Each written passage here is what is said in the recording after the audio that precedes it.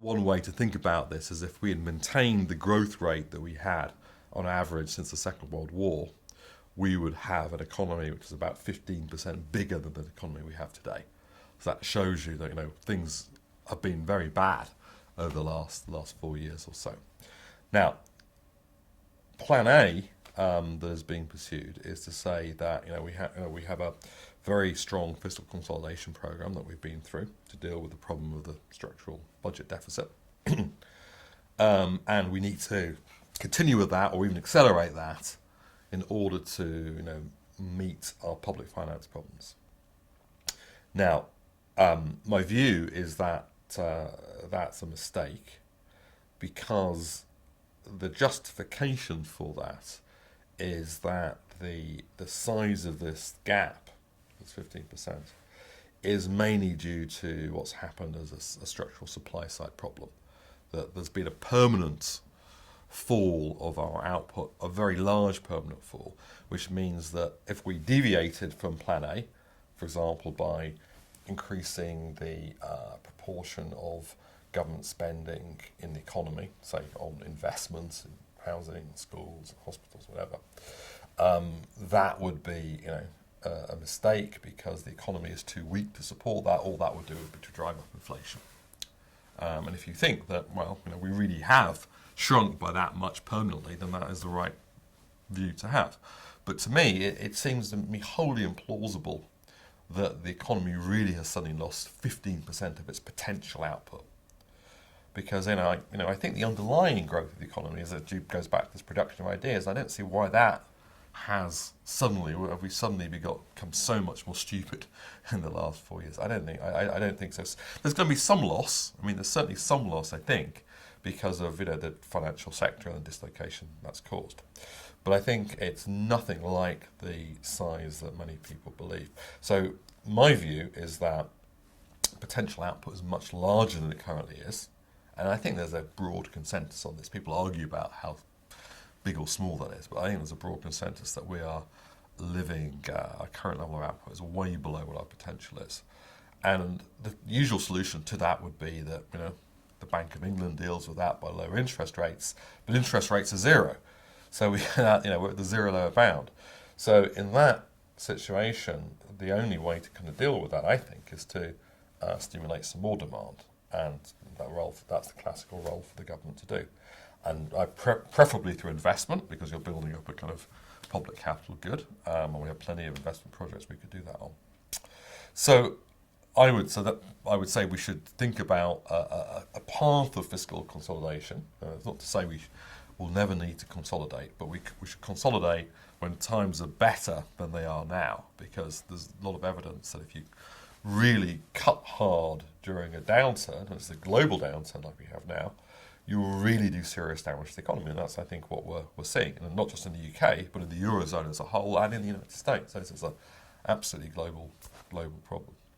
So I think that's the argument for changing the path of fiscal consolidation.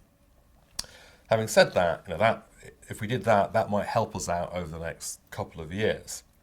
But really, we need to be thinking over a much longer horizon, the next 20, 30 years, and that's where kind of Plan V comes in. And that's to think more on how we can improve the supply side of the economy. So I think, although our potential output is higher than we are currently, it could be a lot higher in the long run if we actually had a better set of supply side policies in the long run to deal with some of the long-standing problems of the UK economy. And there's many areas where we are weak and have been weak for a long time in the UK. I think that although we've been very good at increasing higher education, we've been very poor at dealing with, say, the third of the population who are in the lower part of the education ability distribution, who are very poorly served by the kind of schooling that they have. We're very bad at getting those kind of kids from school into decent jobs through apprenticeships or other types of ways of having their skills, but they're not going to go to university. So there's a challenge over how to improve that, and I think a lot of that is through schooling, but also in apprenticeship and so on. That's number one. Number two is on public investment. So we are, our infrastructure spending is very poor. I think all of that is due to political risk and the flip-flops of policies that we see constantly, and Heathrow being the most obvious example of this. But there's a general problem of infrastructure spending, transport in particular, but wider than that. And thirdly, there's an innovation challenge. So I think if you look at one of the weaknesses of productivity, the UK, while most countries were increasing since the late 1970s, their proportion of the economy in research and development, this is the kind of wellspring of innovation, the UK was cutting it almost uniquely amongst rich countries. So there's a set of things we need to do around innovation, and I would say particularly around the financing of innovation, which goes back to the reforms that we have to make to the financial sector. So I'd say around those three things: human capital, infrastructure, finance for innovation. Those are part of the sets of policies we need to improve the long-run supply side of the UK economy. I'd very much focus on those activities which are better for the long-run productivity growth, because just putting money into saving jobs now is not putting money into the areas where future growth is going to come from. So you have to think very hard about where are the market failures, where are we doing things wrong, and where are we going to spend those resources in the best way to increase productivity in the future. In Britain, we have weaknesses and strengths. I mean, we have strengths, I think, in areas of the creative industries. We have strengths in areas of the universities in terms of production of ideas. We have a lot of niche areas in terms of design. We have strengths in pharmaceuticals. There's lots of things we're strong in. So think about, first of all, where your strengths and weaknesses are, where your comparative advantages. Then think about, are those growth or declining areas? So we may have, great strengths in the production of ball bearings. That is a dying industry, so forget it.